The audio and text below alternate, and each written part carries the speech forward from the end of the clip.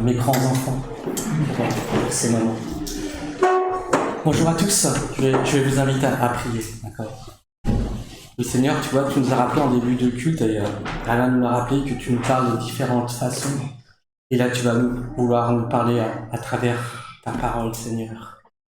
C'est magnifique de savoir que cette parole, elle vient de toi, qu'elle est inspirée de toi, Seigneur, et que par elle, tu vas vouloir nous enseigner ce matin et nous montrer la bonne voie dans nos vies. Ce que nous voulons faire ce matin, avant tout, c'est pouvoir nous placer devant toi et de pouvoir dire « Parle, Seigneur, car ton serviteur écoute ». Et c'est ce que nous allons voir ce matin, que ta parole puisse vraiment parler à nos cœurs comme au cœur de nos enfants, Seigneur, et qu'elle fasse vraiment de nous ces hommes, ces femmes, ces enfants accomplis pour toute bonne œuvre que tu as préparée d'avance pour nous, Seigneur, et que par cette parole, nous puissions marcher en nouveauté de vie, dans une vie nouvelle que tu prépares pour chacun d'entre nous et où nous pouvons nous épanouir, où nous pouvons être dans la joie, où nous pouvons avoir la paix de savoir que c'est toi qui conduis toutes choses. Conduis-nous encore ce matin pour ta gloire et ta gloire seule. Au nom de ton Fils Jésus-Christ. Amen. Alors vous vous rappelez certainement que la dernière fois, nous avions pu partager ensemble la vie de 3 jeunes personnages qui, par leur simplicité, mais surtout leur proximité avec leur Seigneur, ont pu être des instruments entre les mains de Dieu, pour que Dieu puisse manifester toute sa gloire et sa puissance. Et ce matin, j'aimerais partager avec vous un moment de vie d'un autre jeune homme qui a su également, par sa vie, être un instrument incroyable entre les mains de Dieu. Et ce jeune homme, c'est Samuel. Nous savons tous que Samuel, fils d'Elkana et d'Anne, sa femme, a eu une enfance particulière. Et je vous invite à prendre 1 Samuel, chapitre 1, et nous allons un peu revoir le contexte dans lequel Samuel a pu venir au monde. 1 Samuel, chapitre 1.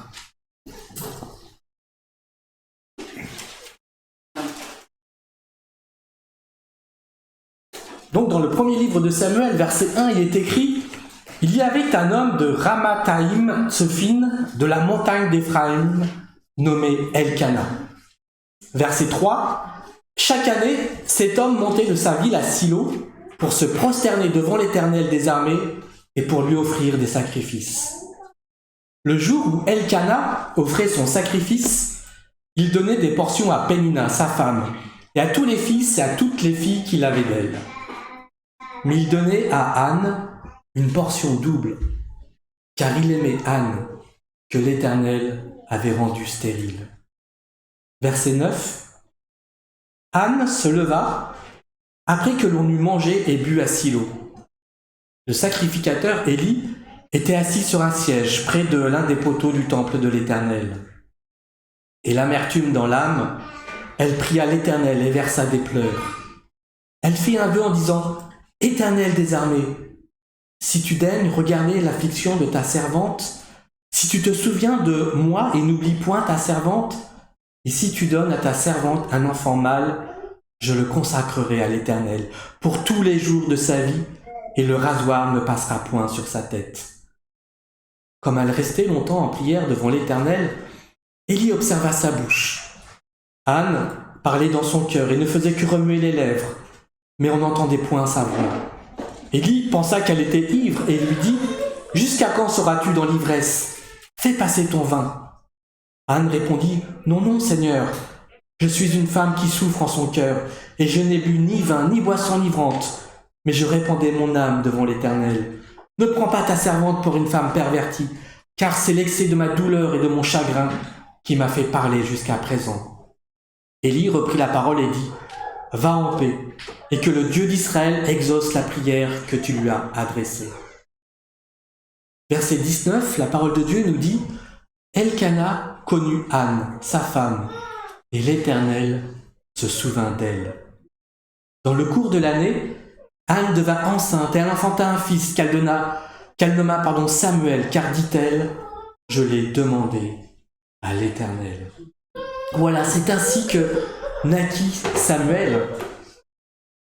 Et en 1 Samuel, chapitre 2, verset 11, On voit en fin de compte que Anne a tenu parole, n'est-ce pas? Puisque en 1 Samuel chapitre 2 verset 11, il est écrit que l'enfant fut au service de l'Éternel devant le sacrificateur Élie.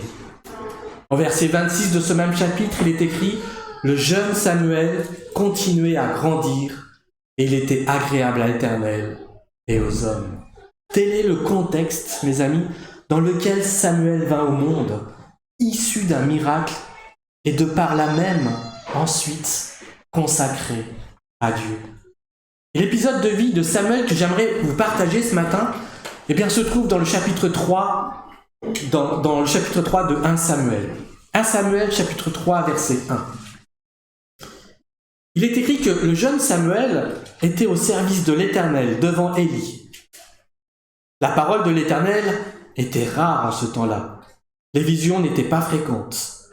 En ce même temps, Élie, qui commençait à avoir les yeux troubles et ne pouvait plus voir, était couché à sa place. La lampe de Dieu n'était pas encore éteinte, et Samuel était couché dans le temple de l'Éternel, où était l'arche de Dieu. Alors, l'Éternel appela Samuel.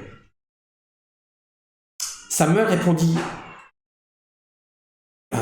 Alors l'Éternel appela Samuel, il répondit « Me voici ». Et il courut vers Élie, et dit « Me voici, car tu m'as appelé ». Élie répondit « Je n'ai point appelé, retourne te coucher ». Et il alla se coucher. L'Éternel appela de nouveau Samuel, et Samuel se leva et alla vers Élie et dit « Me voici, car tu m'as appelé ». Élie répondit « Je n'ai point appelé, mon fils, retourne te coucher ». Samuel ne connaissait pas encore l'Éternel, et la parole de l'Éternel ne lui avait pas encore été révélée. L'Éternel appela de nouveau Samuel pour la 3e fois, et Samuel se leva, alla vers Élie et dit « Me voici, car tu m'as appelé ». Élie comprit que c'était l'Éternel qui appelait l'enfant, et dit à Samuel « Va, couche-toi, et si l'on t'appelle, tu diras « Parle, Éternel, car ton serviteur écoute. » Et Samuel alla se coucher à sa place. L'Éternel vint et se présenta.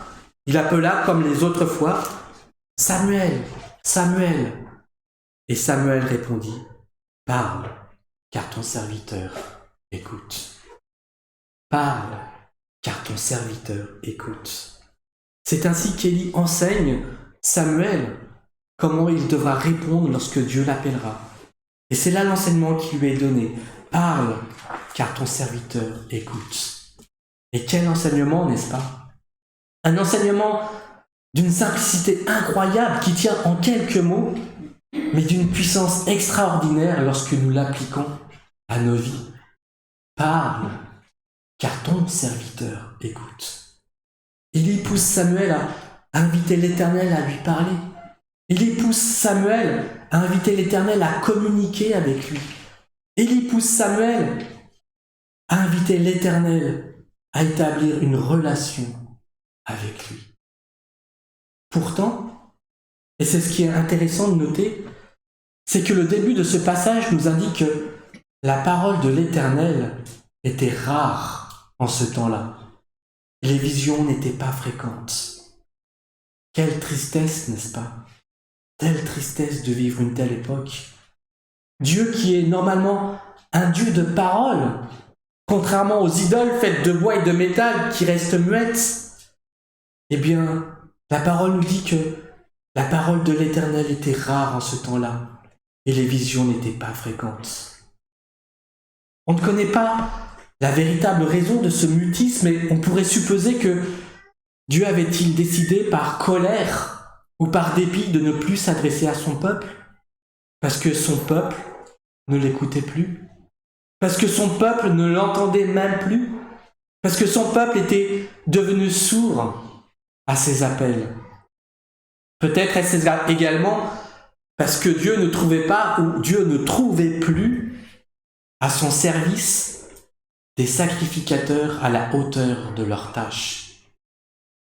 Voyez-vous, le portrait qui est dressé sur Élie, le sacrificateur, ne dégage pas trop une très bonne image de son service, n'est-ce pas, dans les chapitres où il est cité. Nous l'avons lu dans le chapitre 1, qu'il est celui qui est dans l'incapacité à discerner les choses essentielles quand il confond une femme désespérée en prière en la personne d'Anne avec une femme saoule qui l'invite à aller cuver ailleurs.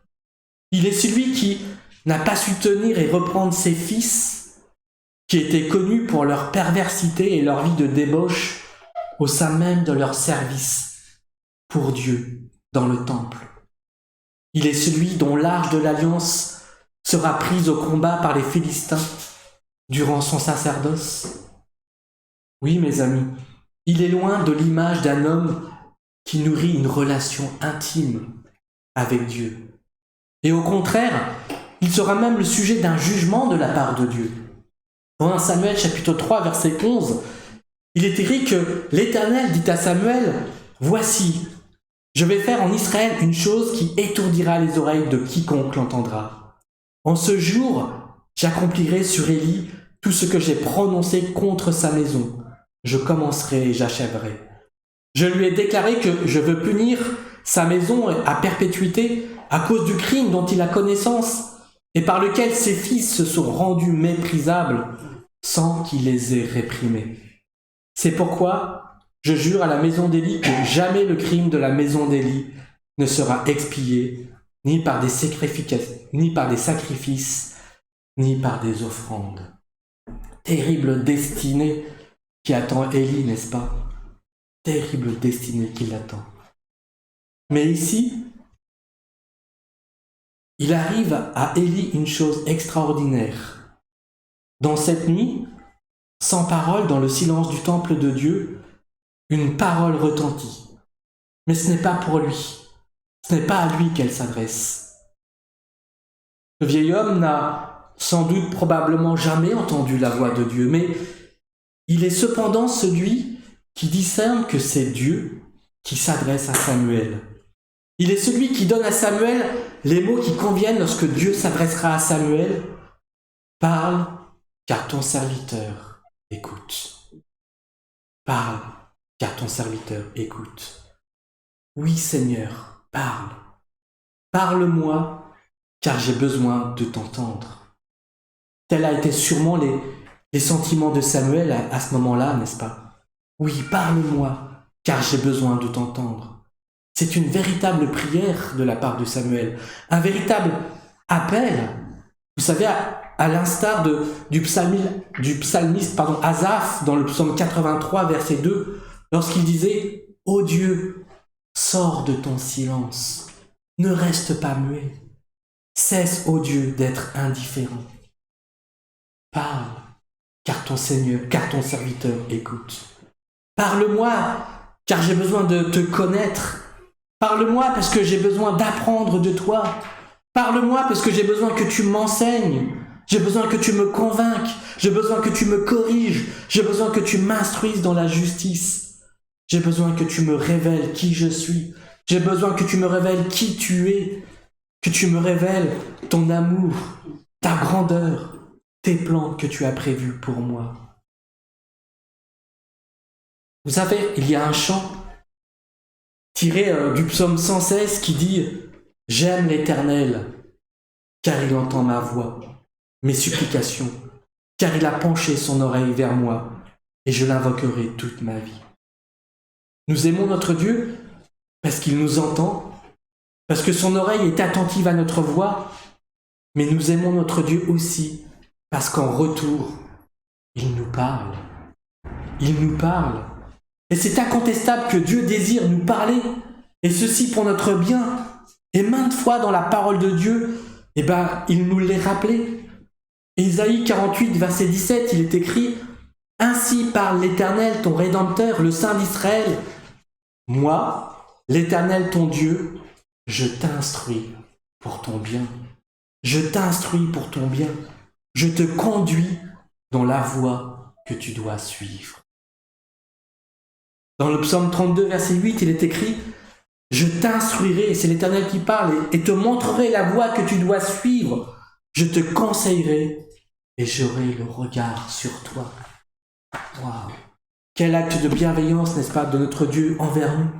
Psaume 25, verset 8, il est écrit aussi « L'Éternel est bon et droit.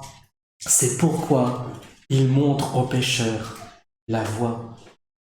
Le Seigneur nous parle à travers sa parole. Le Seigneur nous guide à travers sa parole. Le Seigneur nous montre la voie que nous devons prendre à travers sa parole. Dieu nous parle chaque jour. Dieu nous parle chaque heure. Mais souvent, nous ne comprenons pas les moyens qu'il utilise. Alors nous passons à côté de ce qu'il tente de nous dire. Vous savez, la pensée du monde veut nous faire croire que Dieu n'est qu'un concept philosophique. Et pourtant, Dieu est aussi réel et présent que tout être humain. Et sans cesse, il communique avec nous. Mais nous ne l'entendons pas toujours. Vous savez, Job disait dans son livre, au chapitre 33, verset 14, « Pourtant, Dieu nous parle tantôt d'une manière, et puis tantôt d'une autre, mais l'on n'y prend point garde. Dieu nous parle tantôt d'une manière, puis tantôt d'une autre, mais nous n'y prenons pas garde. » Mais comment Dieu nous parle-t-il tantôt d'une manière, et puis tantôt d'une autre? Il est évident que le premier moyen qu'il utilise pour nous parler, et c'est celui qu'il utilisera le plus souvent, c'est la Bible, mes amis, qui est sa parole. Qui est sa parole. Nous voulons savoir ce qu'il pense. Lisons sa parole. La Bible, c'est la révélation de Dieu sur nous, sur nos vies, sur la vie, sur le monde et sur tout ce qui s'y rapporte. Dans le psaume 119, verset 9, il est posé une question, il est écrit « Quand on est jeune, et même quand on est moins jeune, mes amis, comment mener une vie pure? Comment mener une vie pure ?» Et la réponse, en obéissant à ta parole, Seigneur. En obéissant à ta parole. En tant que chrétiens, nous ne pourrons jamais réussir notre vie sans connaître la parole. Comment prétendre être un bon avocat sans connaître par cœur les lois?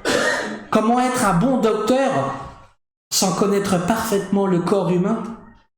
Comment vivre à la façon de Dieu sans connaître sa parole? C'est impossible.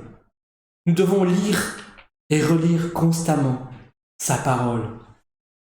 Au travers de ses écrits, Dieu va nous parler. Dieu veut nous parler. Et nos yeux vont tomber sur un verset que nous aurons déjà lu probablement au moins 40 fois, mais cette fois-ci, ce sera différent. En le lisant, nous ressentirons quelque chose de particulier qui attirera notre attention. Il répondra à une situation que nous vivons actuellement, à une question que nous nous posions ou une prière que nous avions faite quelques jours auparavant. Voilà, Dieu est en train de nous parler au travers de ce passage précis. Dieu nous parle tantôt d'une manière, tantôt d'une autre. Parce que Dieu nous parle également à travers notre conscience. Vous savez, la conscience, c'est cette partie de nous, cette petite voix intérieure qui nous parle constamment. Tu ne devrais pas réagir comme ça. Arrête de parler comme ça. Ne fais pas ça. Va lui demander pardon. Ne t'inquiète pas, Dieu maîtrise la situation. Calme-toi, ça va aller. Es-tu sûr de vouloir y aller? Penses-tu qu'il est vraiment bon d'agir ainsi? Etc., etc. On la connaît tous, n'est-ce pas, cette petite voix. Mais vous savez, Dieu parlera à notre conscience que si nous sommes à Christ, que si nous sommes unis à Christ et que nous nous laissons conduire par l'Esprit Saint. Dans l'Épître aux Romains, chapitre 9, verset 1, Paul disait « Je suis uni au Christ, donc je vais dire la vérité, je ne vais pas mentir. Ma conscience, guidée par l'Esprit Saint, me confirme que c'est vrai. » Laissons notre conscience guidée par l'Esprit Saint et nous serons toujours dans la vérité. Ainsi, selon la situation, eh bien un enseignement, une correction, un encouragement, une instruction tirée d'un verset de la Bible viendra à notre pensée. C'est l'Esprit de Dieu qui nous parle dans ce qu'on appelle la conscience. Dieu nous parle à travers notre conscience. Parce que Dieu nous parle tantôt d'une manière, tantôt d'une autre.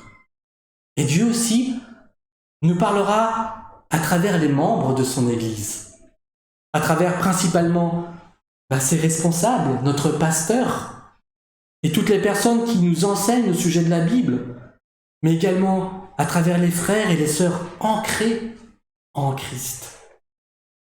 Toute personne plus ou moins proche de nous qui connaît la Bible, qui connaît la parole de Dieu, et qui se laisse enseigner par elle, peut être utilisée par Dieu pour nous parler.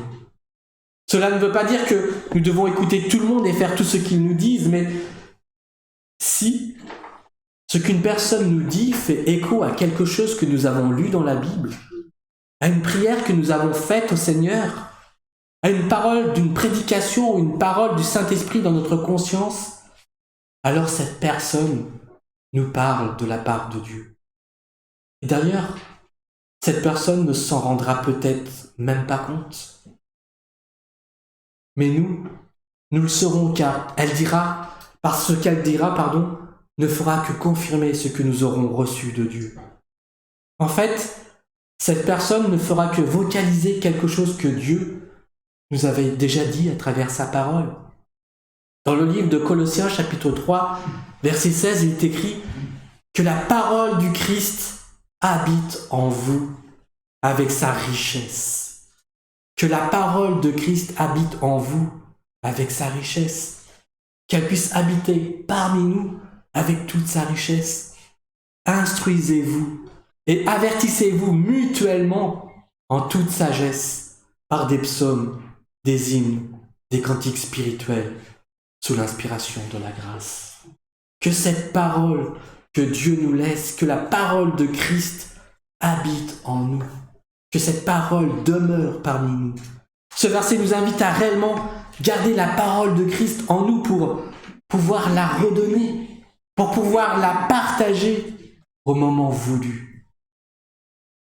À nous d'être attentifs aux besoins de nos proches, afin que nos paroles puissent leur apporter ce qui peut contribuer à leur croissance et à leur édification. Dieu nous parle tantôt d'une manière, tantôt d'une autre. Et Dieu peut également nous parler à travers des événements. Le Seigneur souvent nous met en garde par des situations que nous traversons. Lorsqu'il nous a parlé par sa parole, puis par les responsables ou par nos proches, Dieu, en dernier recours, utilisera les circonstances.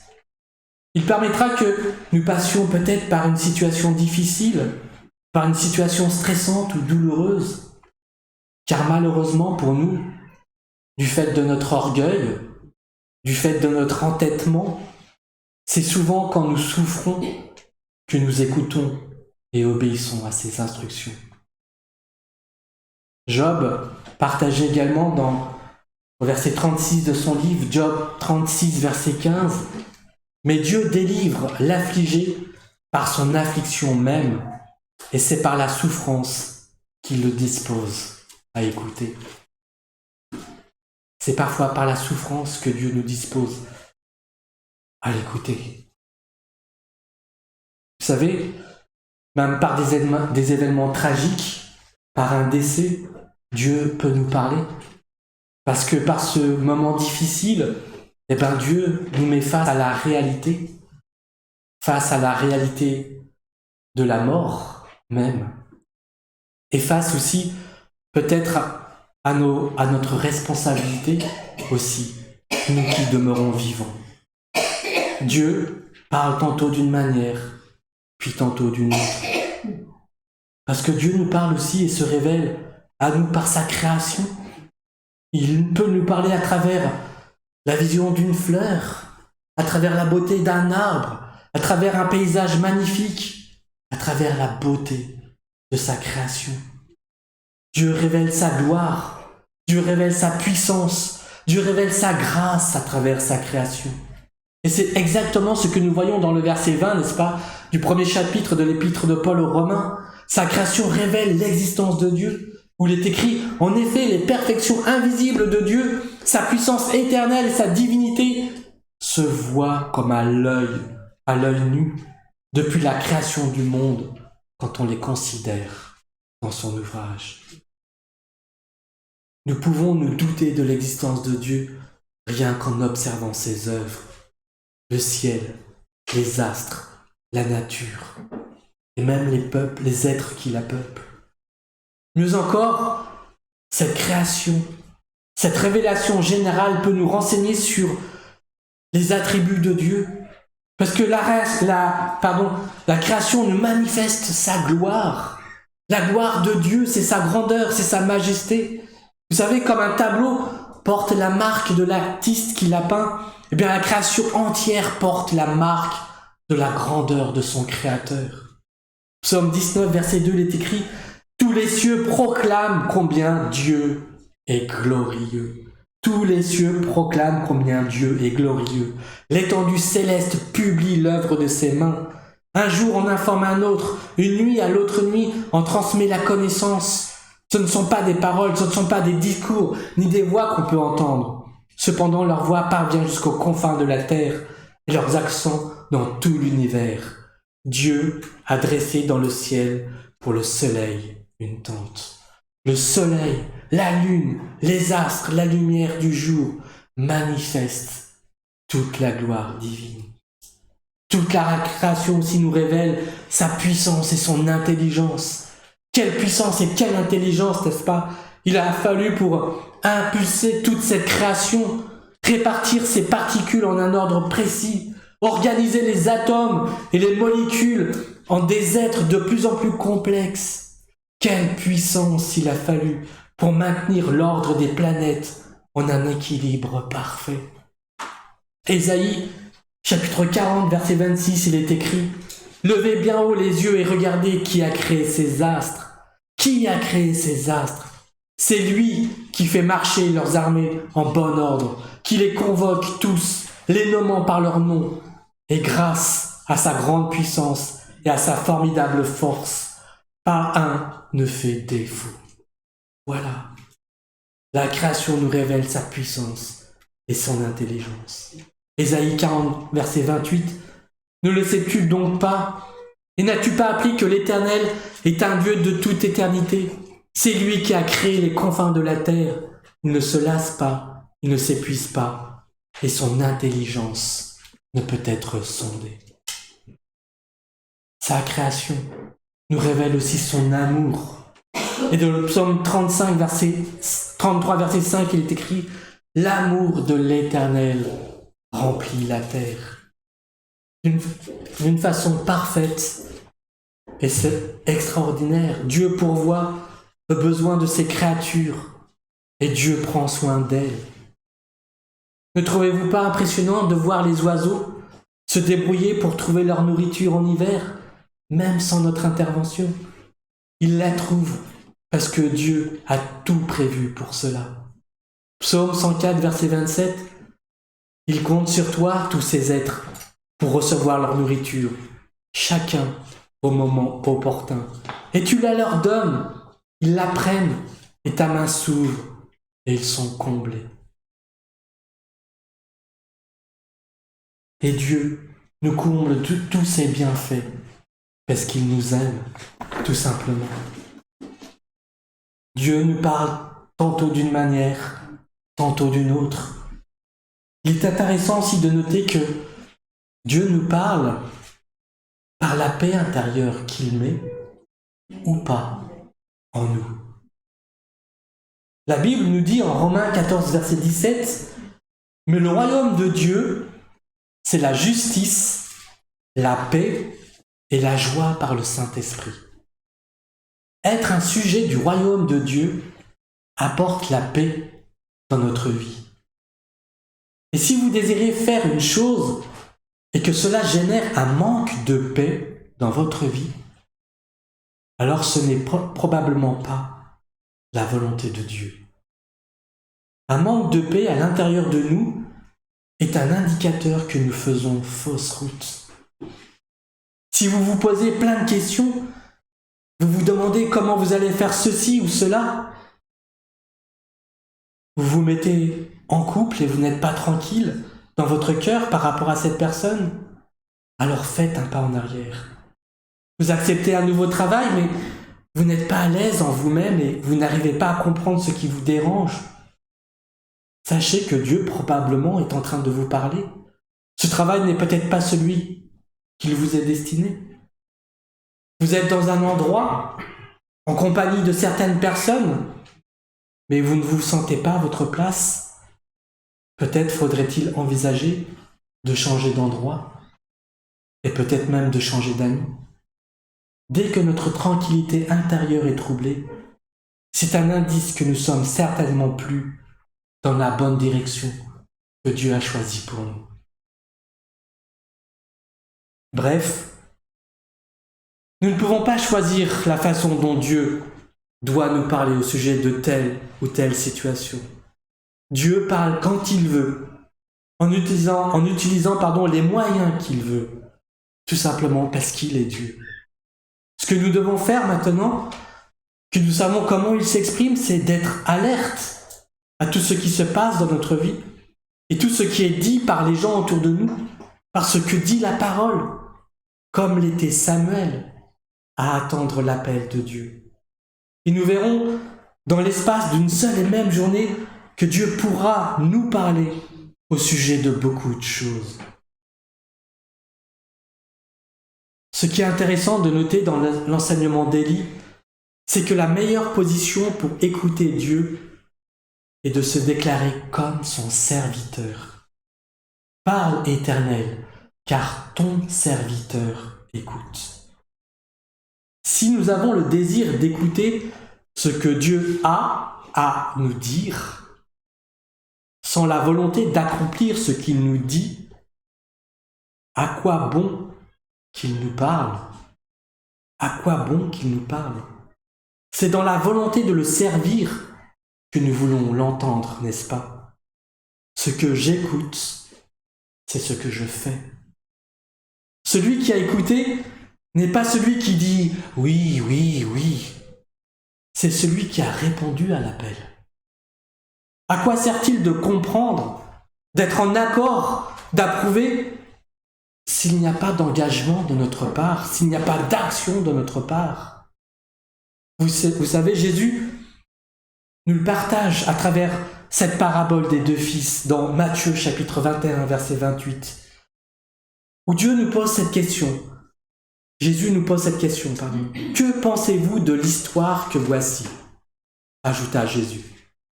Un homme avait deux fils. Il alla trouver le premier et lui dit « Mon fils, va aujourd'hui travailler dans notre vigne. » « Je n'en ai pas envie, lui répondit celui-ci. Je n'en ai pas envie. » Mais plus tard, il regretta d'avoir répondu ainsi et se rendit dans la vigne. Le père alla trouver le second fils et lui fit la même demande.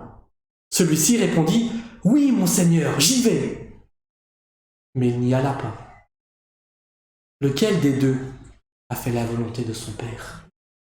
Lequel des deux a fait la volonté de son père? L'écoute véritable, mes amis, se démontre par l'obéissance. Parce que l'obéissance favorise la bonne écoute, car l'obéissance crée en nous une disposition favorable à ce que Dieu veut nous dire. Vous savez, dans le livre de l'Exode, Dieu donne les indications nécessaires pour la marche de son peuple et tout particulièrement pour la fonction des sacrificateurs.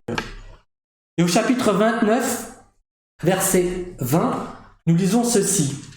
« Tu égorgeras le bélier, tu prendras de son sang et tu en mettras sur le lobe de l'oreille droite d'Aaron et sur le lobe de l'oreille droite de ses fils, sur le pouce de la main droite et sur le gros orteil de leur pied droit. » Quelle drôle d'enseignement, n'est-ce pas? Quel drôle de commandement! À première lecture, cette recommandation peut surprendre, jusqu'à ce qu'on puisse comprendre la logique de ces 3 gestes. Le lobe de l'oreille, mes amis, c'est l'écoute. Le pouce de la main, c'est l'obéissance dans les actes. Et le gros orteil, c'est l'obéissance dans la marche. L'écoute, l'obéissance, la marche. Et ainsi, Aaron et ses fils étaient désormais consacrés. C'est-à-dire que leurs pensées, leurs gestes et leur marche appartenaient désormais à l'Éternel à cause de la valeur du sang qui avait été répandu. Et il en est de même pour nous, n'est-ce pas, avec le Seigneur. C'est pour cela que Jésus-Christ lui-même déclarera que seules ses brebis peuvent le suivre. Seules ses brebis peuvent le suivre, pourquoi? Parce que mes brebis entendent ma voix, et je les connais, et elles me suivent. Mes brebis entendent ma voix, je les connais, et elles me suivent. Comment peut-on espérer connaître le Seigneur si nous n'entendons pas et n'écoutons pas sa voix? Vous savez, Dieu a fermé sa connaissance à ceux qui le cherchent pour la vanité, mais il se laisse trouver par les simples, par ceux qui ont réellement besoin de lui, par ceux qui viennent tout entiers à lui. Heureux les pauvres en esprit, car le royaume des cieux est à eux. Heureux les affligés, car ils seront consolés. Heureux les débonnaires, car ils hériteront de la terre. Heureux ceux qui ont faim et soif de la justice, car ils seront rassasiés. Heureux les miséricordieux, car ils obtiendront miséricorde. Heureux ceux qui ont le cœur pur, car ils verront Dieu. Heureux ceux qui procurent la paix, car ils seront appelés fils de Dieu. On ne peut connaître le Seigneur que si on lui appartient. Une simple connaissance intellectuelle ne suffit pas, mes amis. Il y a des choses qui doivent venir du cœur et qui sont le résultat de notre communion intime avec lui. Et une telle communion n'existe qu'entre le bon berger et ses brebis. Mes brebis entendent ma voix, je les connais et elles me suivent. Et je leur donne la vie et elles ne périront jamais. Et personne ne les ravira de ma main. Élie avait bien raison. L'attitude juste devant Dieu, c'est de lui dire « Parle, Éternel, car ton serviteur écoute. » Car ton serviteur écoute. Ces 6 mots résument l'ensemble de la vie chrétienne que nous devons avoir, n'est-ce pas? Parle, Seigneur, car ton serviteur écoute. Parle. Voilà la vraie et seule demande. Quand on sait l'importance de la parole dans notre vie avec le Seigneur, où Dieu est parole, notre responsabilité est d'apprendre à ouvrir nos oreilles et notre esprit pour entendre ce que Dieu nous dit. Parle. Parle, Éternel. Éternel. C'est reconnaître toute la puissance, la majesté, la souveraineté de Dieu dans nos vies. Qu'il est celui qui est dans les cieux et qu'il fait tout ce qu'il veut, qu'il tient tout l'univers et ma vie et ma destinée dans sa main, et que je veux le servir et lui obéir, car Dieu est mon Seigneur. Parle, Éternel, car, et ce petit mot est important, parce qu'il relie ces 2 éléments. On ne peut reconnaître Dieu comme Seigneur si on ne reconnaît pas un jour qu'on est son serviteur. Parle, Éternel, car ton. Et ce petit mot indique la relation personnelle que nous avons avec Dieu. Il est mon Seigneur et je suis son serviteur. Il n'est pas un Seigneur tout-puissant et lointain, non, il est un Seigneur tout-puissant et proche de nous. Parle, Éternel, car ton serviteur. Et nous l'avons développé déjà longuement, n'est-ce pas, cette notion de serviteur. À quoi sert-il de vouloir écouter, de comprendre, d'être en accord, d'approuver, s'il n'y a pas d'action derrière, s'il n'y a pas d'engagement? Parce que l'écoute véritable se démontre par l'obéissance. Parle, Éternel, car ton serviteur écoute. Et c'est ce que nous avons tous à faire, n'est-ce pas, pour pouvoir réaliser notre vie avec le Seigneur. Écouter est la base de toute notre vie. Savoir écouter. Écouter les autres, écouter notre corps, écouter la nature, écouter même le silence, écouter nos proches, mais surtout écouter Dieu. Surtout écouter Dieu. Uni à Jésus-Christ, j'écoute et j'entends Dieu de toute mon âme à chaque instant de ma vie. Parle, Seigneur, car ton serviteur écoute. Eh bien, que ce soit la prière de chacun, mes amis, ce matin, que nous puissions faire de ces 6 mots une base solide de notre relation de tous les jours avec notre Seigneur. Parle, car ton serviteur écoute. Et j'aimerais finir par une déclaration, voire une recommandation faite du haut des cieux vis-à-vis du Fils lorsqu'il était parmi les hommes. Et cette recommandation, elle se trouve dans l'évangile de Luc, chapitre 9, à partir du verset 28. Chapitre 9, verset 28 de l'évangile de Luc, où il est écrit « Jésus prit avec lui Pierre, Jean et Jacques, et il monta sur la montagne pour prier. Pendant qu'il priait, l'aspect de son visage changea et son vêtement devint d'une blancheur éclatante. Et voici que 2 hommes s'entretenaient avec lui. C'étaient Moïse et Élie. Apparaissant dans la gloire, il parlait de son prochain départ qui allait s'accomplir à Jérusalem. Pierre et ses compagnons étaient accablés de sommeil, mais restés éveillés. Ils virent la gloire de Jésus et les 2 hommes qui étaient avec lui. Au moment où ces hommes se séparaient de Jésus, Pierre lui dit « Maître, il est bon que nous soyons ici. Faisons 3 abris, un pour toi, un pour Moïse et un pour Élie. » Il ne savait pas ce qu'il disait. Il parlait encore quand une nuée vint les couvrir. Les disciples furent saisis de frayeur en les voyant disparaître dans la nuée. Et de la nuée sortit une voix qui dit « Celui-ci est mon fils bien-aimé, écoutez-le. » Celui-ci est mon fils bien-aimé, écoutez-le. Jésus-Christ est le fils bien-aimé du Père, écoutez-le. C'est Dieu le Père qui nous invite à le faire, n'est-ce pas? Écoutez Jésus-Christ. Comment? Par sa parole, mes amis. Les paroles de Christ, elles sont là. On les a toutes, n'est-ce pas? Lisons la parole de Dieu et Christ nous parlera et nous pourrons l'écouter. Amen. Amen. Prions ensemble.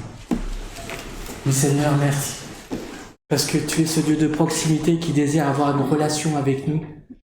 Et combien tu as toutes ces façons de nous parler, afin de pouvoir nous enseigner, afin de pouvoir nous montrer la bonne voie à prendre, celle que tu as choisie pour nous.